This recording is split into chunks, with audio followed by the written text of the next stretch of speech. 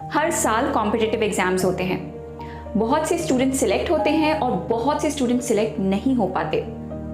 काफ़ी स्टूडेंट्स बहुत हताश और निराश हो जाते हैं और वो एक्सट्रीम स्टेप्स ले लेते हैं। कोई पेरेंट अपने बच्चे को अंडरमाइन नहीं करता, बल्कि सभी चाहते हैं कि उनका बच्चा बहुत ही सक्सेसफुल हो। लेकिन जाने अनजाने पेरेंट्स ऐसे वर्ड्स बोल देते हैं या फिर उनके ऐसे एक्शंस होते हैं जिनका बच्चों पर नेगेटिव इम्पैक्ट पड़ता है।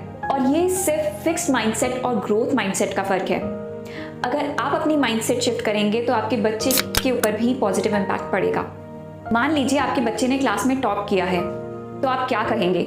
ज़्यादातर पेरेंट्स कहेंगे कि you are genius, you are so smart, you are so intelligent. अच्छी बात है, उस बच्चे ने टॉप किया है तो आपको उसकी प्रेज भी करनी चाहिए, मगर ऐसे नहीं। ये तरीका बिल्कुल गलत होगा। जब आप कह रहे हैं यू आर इंटेलिजेंट, तो आप यहाँ पर दो नेगेटिव बातें कह रहे हैं। पहला, कि आप ये कह रहे हैं कि आपके बच्चे का एक परमानेंट ट्रेट है कि वो इंटेलिजेंट है। इससे उस बच्चे के दिमाग में हमेशा ये रहेगा कि मैं इंटेलिजेंट हूँ और वो गलती करने से डरेगा कि क्या होगा अगर किसी को पता चल गया कि मैं एक्चुअली मैं इंटेलिजेंट हूँ नहीं, क्या होगा अगर मुझसे कोई गलती हो गई। दूसरी चीज़ ये है कि डेफिनेटली आपके बच्चे ने क्लास में टॉप किया है तो उसने मेहनत की होगी, उसने कुछ एफर्ट्स लगाए होंगे। जब आप कह रहे हैं यू आर इंटेलिजेंट, तो मतलब उसका एक ट्रेट इंटेलिजेंस है और वो एफर्ट्स नहीं भी करेगा तो भी वो आगे फर्स्ट ही आएगा। इससे आप अपने बच्चे के एफर्ट्स को तो ज़ीरो कर ही रहे हैं, आप और स्टूडेंट्स के एफर्ट्स को भी ज़ीरो कर रहे हैं। और इस चीज़ से बच्चे में घमंड और जेलसी जैसी भावनाएं भी आती हैं। घमंड इसलिए क्योंकि वो सबसे इंटेलिजेंट है। जब भी कोई दूसरा स्टूडेंट आगे निकलेगा तो आपके बच्चे को जेलसी होगी, बिकॉज उसके दिमाग में वो सबसे इंटेलिजेंट है। अब आप कहेंगे कि आपके बच्चे ने कुछ अच्छा किया है तो उसे अप्रिशिएट तो करना ही चाहिए, डेफिनेटली करना चाहिए, मगर उसको अप्रिशिएट करने के तरीके में आप थोड़ा सा बदलाव लाइए।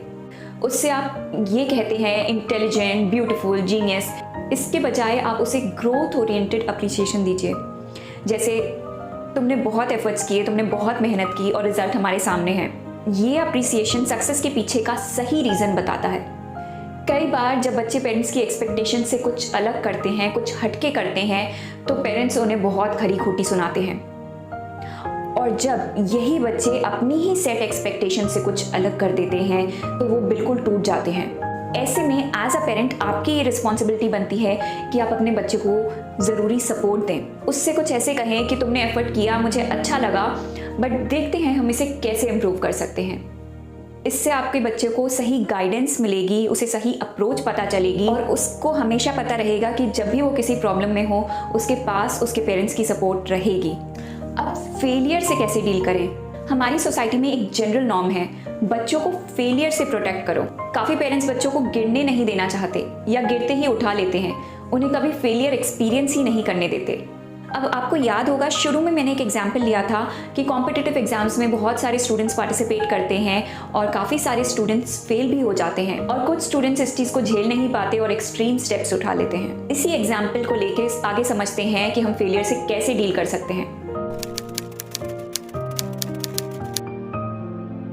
मोस्टली हम बच्चों को सिर्फ सक्सेस दिखाते हैं, उन्हें कभी बताते ही नहीं कि वो कभी फेल भी हो सकते हैं। अब जाहिर सी बात है, जब वो फेल होते हैं तो वो एक्सेप्ट ही नहीं कर पाते।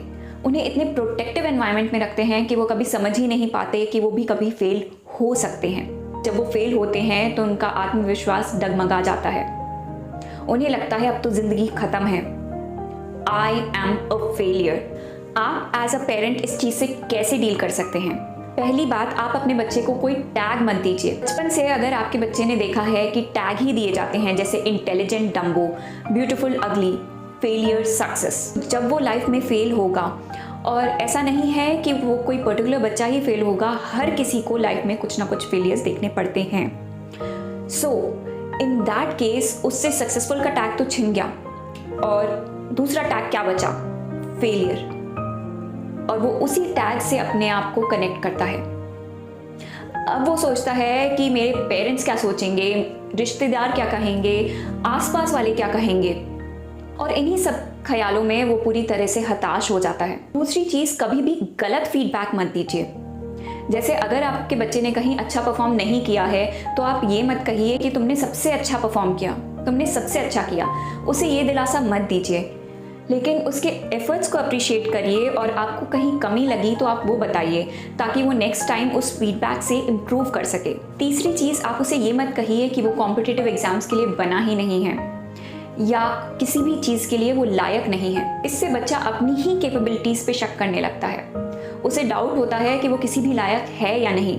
शायद वो उस फील्ड में इतना अच्छा ना भी हो, लेकिन एज अ पेरेंट आप उसकी हेल्प करिए उसके फील्ड ऑफ इंटरेस्ट को एक्सप्लोर करने में। इससे उसे सही डायरेक्शन मिलेगी और उसे सपोर्ट भी मिलेगा कि मेरे पेरेंट्स मेरे साथ हैं। फोर्थ पॉइंट है कि आप अपने बच्चे को कभी ये मत कहिए कि तुम्हारे अंदर एबिलिटी है और तुम नेक्स्ट टाइम बहुत ही अच्छा करोगे।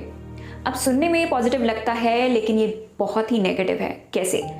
पहली बात तो एबिलिटी अपने आप नहीं आती, उसमें बहुत सारे एफर्ट्स, मेहनत, स्ट्रैटेजी लगती है।